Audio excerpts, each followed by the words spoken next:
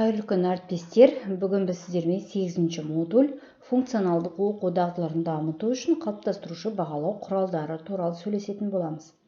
Біріншіден, мұғалім қалыптастырушы бағалауды ұйымдастыру бойынша қандай іс-әрекет алгоритмінен бастайды. Ол үшін бағалау кезеңдері беріледі. Бірінші, оқытудың жоспарланған нәтижелерін анықтау. Екінші, субъективті маңызды білім беру нәтижелеріне қол жеткізу және жоспарлау бойынша оқушының қызметін ұйымдастыру.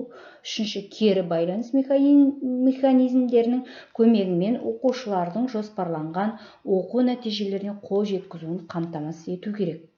Ол үшін мамандар қалыптастырушы бағалауды ұйымдастырудың 5 принципін негізге алу керек. Біріншіден, мұғалім оқушының қызметі бойынша кері байланысты үнемі қамтамасыз етеді. Екіншіден, оқушылар өз оқуын ұйымдастыруға белсенді қатысады.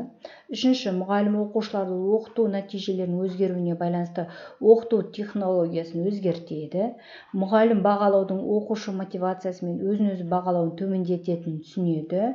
Мұғалім оқушыларды өзін-өзі бағалау қағидаттарына және өз нәтижелерін жақсарту тәсілдерін үйрету қажеттілігін түсінеді. Міне осы 5 принципке негізделген қалыптастырушы бағалау дұрыстап ұйымдастырылса, оқушылар өзінің мотивациясын жақсы алатын болады. Жалпы қалыптастырушы бағалаудың қандай құралдарын қолданамыз?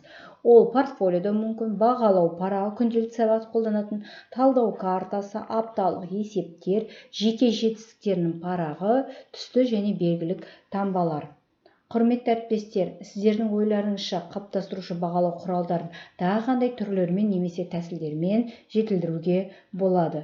Ол үшін осы тақырыпта ойланып, мәтіндік нұсқасын оқып, немесе осыны белгілі бір тапсырманы орындауларыңызға болады.